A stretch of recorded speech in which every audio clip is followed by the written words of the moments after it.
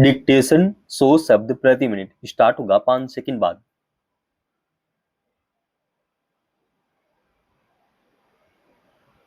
Start.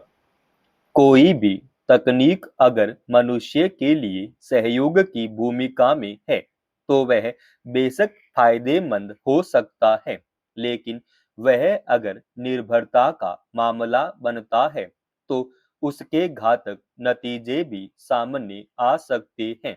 इस लिहाज से देखें तो समूची दुनिया में इंटरनेट के तेजी से विस्तार के साथ मनुष्य को अपने जीवन के विविध पक्षों के लिए बहुस्तरीय सुविधाएं मिली हैं, लेकिन इसके नए स्वरूप ने कुछ ऐसी स्थितियां भी पैदा की हैं जिससे पार पाना अब एक अहम चुनौती है।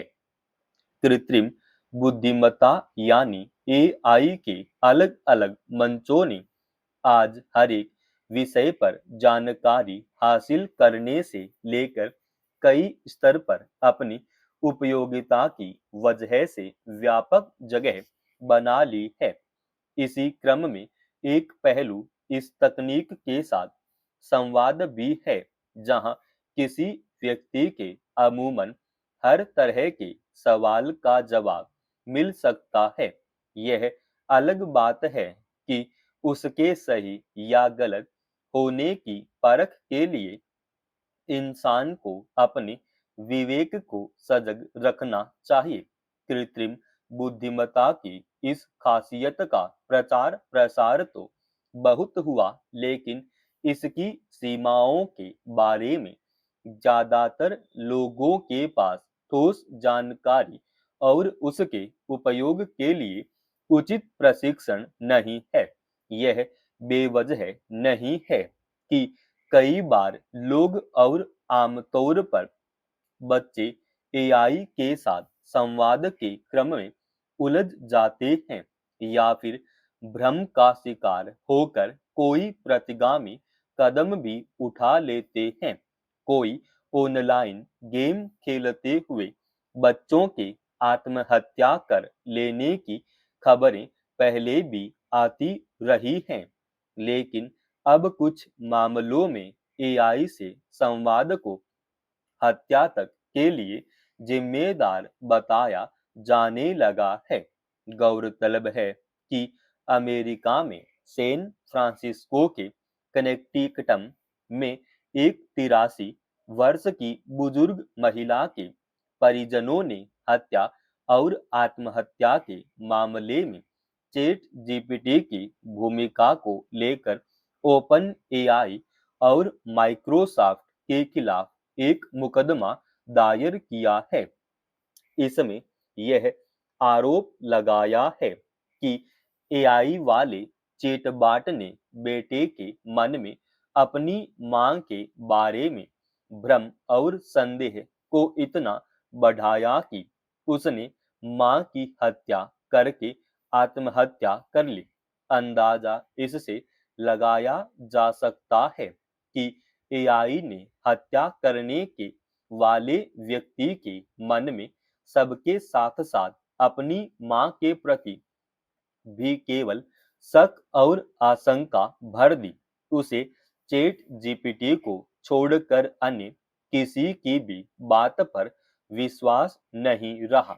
इस तरह की अनेक घटनाएं यही दर्शाती हैं कि हर बात या काम के लिए एआई या आधुनिक तकनीक पर अत्यधिक निर्भरता कैसे इंसान की संवेदना, उसके आत्मविश्वास और यहाँ तक कि विवेक को निष्क्रिय कर दे सकती है, जिसके बाद व्यक्ति अपनी सोच समझ से कोई भी प्रतिक्रिया दे सकने में अक्षम हो जाता है। आज अपने आसपास देखा जा सकता है कि लोग आधुनिक तकनीक को जरूरत से ज्यादा अहमियत देने, उसमें लीन रहने के क्रम में कैसे मानवीयता और संवेदना के मूल्यों को कोई पिछड़ा या दोयम दर्जे का मूल्य मानने लगे हैं।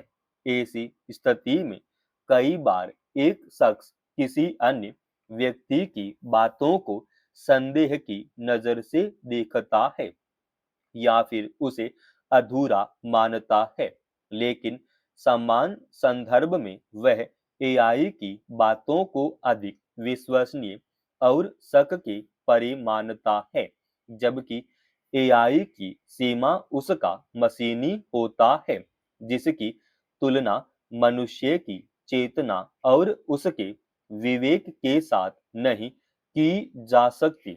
एक बड़े दायरे में एआई की भूमिका जरूर बढ़ रही है, लेकिन अभी यह जिस अवस्था में है उसमें इस पर पूरी तरह निर्भरता के अपने खतरे हैं। आज के वैज्ञानिक दौर में भी समाज में अंधविश्वास की जड़ें इतने गहरे तक फैली हुई हैं कि कई बार लोग अपनी जान तक जोखिम में डाल देते हैं। कर्म और तर्क के सिद्धांत को रोकने में रखकर कुछ लोग तंत्र मंत्र और जादू टोना का सहारा लेते हैं, जिसके अक्सर भयावह परिणाम सामने आते हैं। कभी तांत्रिक अनुष्ठान में किसी व्यक्ति की हत्या कर दी जाती है, तो कभी डायन कहकर सार्वजनिक तौर पर प्रताड़ना की हदें पार कर दी जाती हैं। ऐसी ही एक घटना छत्तीसगढ़ के कोरबा जिले में सामने आई है, जहां एक फार्म हाउस से 3 लोगों के शव बरामद किए गए हैं। प्राथमिक जांच के बाद पुलिस ने आशंका जताई है कि पैसे दोगुने करने के लिए आयोजित एक तांत्रिक अनुष्ठान के दौरान इन लोगों की गला दबाकर हत्या कर दी गई है।